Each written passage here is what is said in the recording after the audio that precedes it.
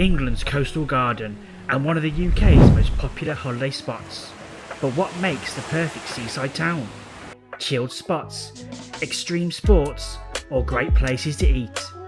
Take a walk with me and we'll discover its silky soft shores, iconic landmarks, tranquil gardens, and so much more.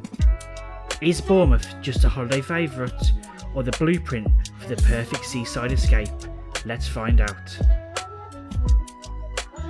Hi guys, we've picked an absolutely stunning day to take a walk around Bournemouth today.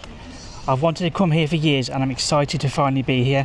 The place has it all. It's got an absolutely gorgeous beach, iconic pier, beautiful gardens to avoid the craziness on busy days like this, which you'll see soon. The UK's second largest chippy, and a ton of other really cool things to see and do. So let's start our walk and I'll show you around. Guys, look at this sand, it's absolutely incredible. It's soft, it's fine, it's absolutely stunning, and the water quality here actually holds a blue flag status, which is held, I believe, consecutively since 1996. So even though the governments are polluting the waters, at least in Bournemouth, you know, you can come and swim safely. And just up there, I believe, is Alum Chime. That's a local beach. It's much more popular with the locals. And further along, as I said earlier, that's Poole and Sandbanks down there as well. That's where all the millionaires live. Also down there is a cracking up pub. It's a Harvester. It's called the Dirty Chine. If you don't want to pay the tourist prices, because they are super expensive here in Bournemouth, a Harvester, it's just you pay a chain price, one set price, and it's really cheap.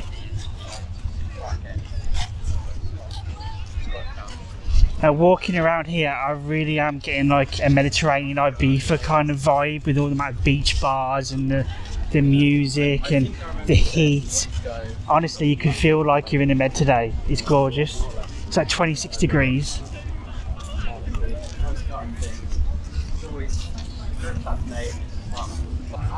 One thing you'll notice here as well is every few steps you can buy an ice cream, a cocktail, pizzas, burgers, everything you can possibly want. It's such a vibe. You've got amusements here on the left hand side. Now there's not actually a lot of amusement arcades here in Bournemouth compared to a lot of places, at least from what I've seen anyway so far. Look at that guy over there above the pier, paragliding. That's amazing. I can't get over how busy this place is. It's mad.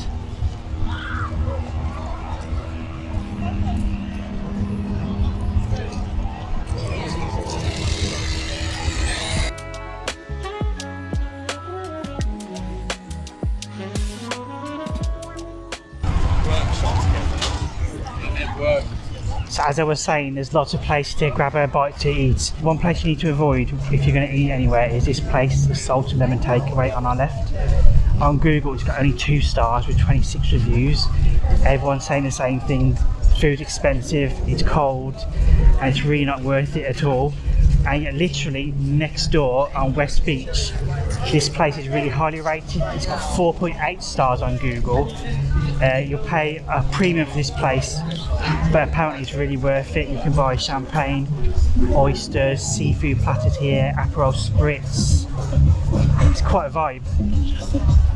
And then you've got this place here. They sell cocktails, pizzas, drinks. It's actually a beach club. It's called W Beach. DJs every Saturday and Sunday. All these people out enjoying it, getting a bit of shade away from the sun while enjoying the time. The Oceanarium here on our left is one of the most popular attractions here in Bournemouth. It's supposed to be an amazing day out. They have all the usual sea life, and they have cute little penguins here where at certain times of day you can actually watch their feeding sessions as well. We're just approaching the pier now.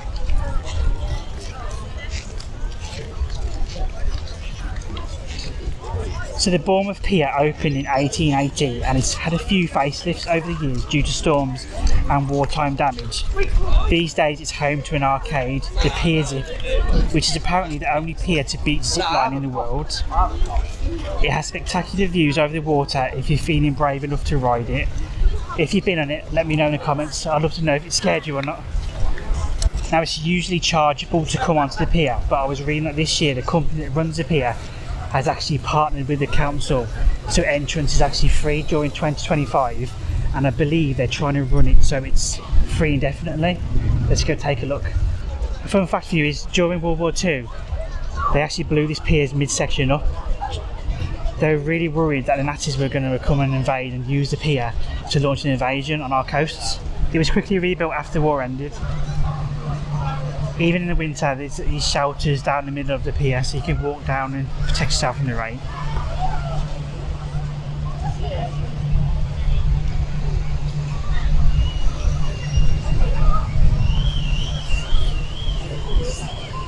Now, I was reading that used to be a theatre here, but it closed in 2014, and it's now an indoor climbing centre called Rock Reef. It's actually insane how much there's to do in Bournemouth. Zip lines, rock climbing, places to eat, cocktails, an aquarium. I couldn't find any holiday parks in Bournemouth when I looked online. It seems that the nearest ones are in Poole, but there's a ton of hotels, including some larger chains like the Marriott, Hilton, the Travel Lodge, and prices start at about £50 for a one-night stay, and that's me looking recently in June. Obviously prices will change the closer you get to the summer. What, like this one seat? Go from up there. If you're enjoying this video, please consider giving it a like, and if you want to see more seafront tours and UK holiday parks, then why not subscribe? It's free and it really helps me grow the channel and bring you more and more content, guys. I'd appreciate it, thank you. Look at how clear the water is from here. You get a great vantage point of Bournemouth Beach as well. You can see sandbanks over there in the distance. Much better vantage point.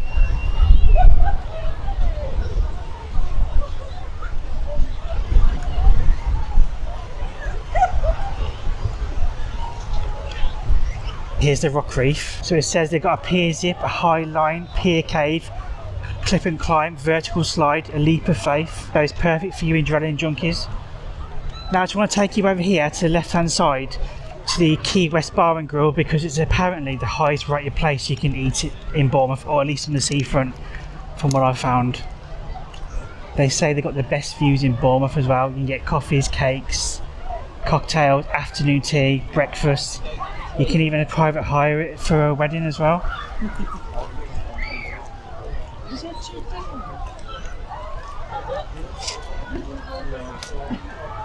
On the left hand side you can see the Isle of Wight. Hopefully you can see that on the camera anyway. And you can also see over to Boscombe and Boscombe Pier as well. So here's a bit of Bournemouth's pier history. So it says 1856, the first seaside piers were built in the 1810s as people discovered the joy of visiting the seaside. Piers soon became major landmarks of these developing resorts, allowing visitors arriving by sea to disembark and those visiting by land to enjoy a sea-going experience. In 1856, a 100-foot wooden jetty was completed on Bournemouth Beach. In 1861, this was replaced by a larger wooden structure extending the length of 1,000 feet. So you can see the actual zip line that connects the pier to the beach. I bet that's an amazing experience. You get the most amazing views over the water from here. It's absolutely stunning. And just over there is Hengistbury Head. It's a no nudity spot, so if you're that way inclined, you've got somewhere to hang out to.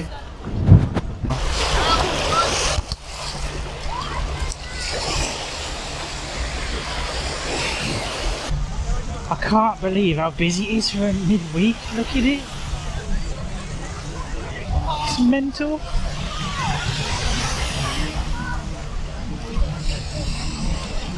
Believe it or not, Bournemouth actually has its own microclimate because it's sheltered between the Isle of Wight and the Purbeck Hills, so it tends to be warmer here all year round, and it gets about 7.7 hours of daily sun, more than anywhere else in the UK.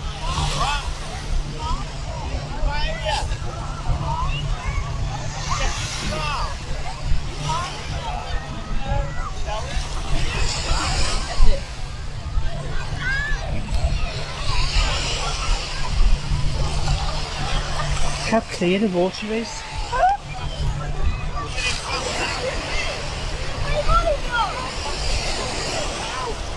This is Hot Rocks in front of us. It's a cracking little restaurant here in Bournemouth, right in the epicentre. It sells Cajun food, curries, all sorts of things. It's a Hawaiian themed surfer kind of bar. They also do cocktails in here as well, so you can just imagine sitting here on this terrace, enjoying a cocktail, a wood-fired pizza, and enjoying the sea views. It's amazing. So here on Pier Approach, right before the pier entrance as well, is a beach shop, so you can get all your seaside knickknacks here. Your buckets and spades, inflatables, crocs, sandals if you forgot them, and some little Bournemouth merch as well. Oh, and your suntan lotion, you'll definitely need that today. This is Hay Ramsden's in front of us, and as I was saying, it's one of the biggest fish and chip shops in the UK. It seats over 400 people, and there's some seating upstairs with incredible views over the bay. I mean, from this angle, you really do get a sense of the size of it. Perspectives, it's massive.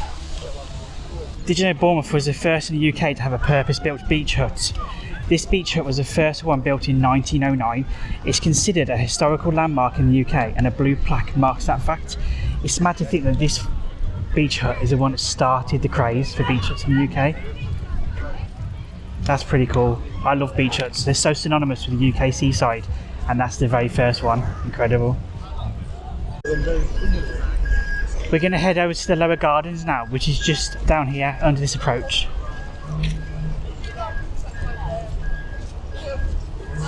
One thing I noticed as well is as I walked around, there's a lot of open top buses, and they go all the way up to Durdle Door and Lulworth Cove. If you want some peace and quiet from the crowds when Bournemouth's rammed, you can head inland from the pier to renowned lower gardens. It's a floral haven following the River Bourne, which, fun fact, is where Bournemouth actually gets its name from. You can just imagine sitting here with a nice picnic, enjoying the peace and quiet and watching the world go by. It's really tranquil. These great two-listed gardens boast vibrant floral displays, a classic mini golf course, a bandstand hosting regular concerts, and even an Avery. There's also seasonal events held here, like the Christmas Tree Wonderland, which transforms a garden into a festive wonderland. So the Pavilion Theatre and Ballroom is a concert hall in Bournemouth. It opened in 1929, has been redesigned several times since. It's a Grade 2 listed Art Deco building, which holds West End quality shows and Christmas pantos as well. This, guys, is the Cooper Thompson Rescue Avery. It's a small but cute sanctuary for rescue birds from all over the world. There's many different exotic species here. Look at them, all living harmoniously together. They're absolutely beautiful. For our last stop, I have someone very famous and influential to show you. I'll see you over there.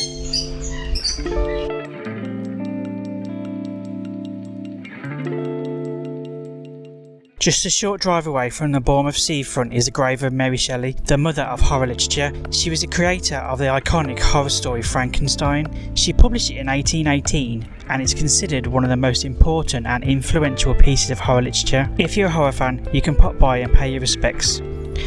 Mary's only son Percy had originally intended to build Boscombe Manor as a retirement home for his mum, but she sadly died before it was finished. She was originally buried in London, but her only son Percy had her exhumed and moved to be buried closer to his home here in Bournemouth.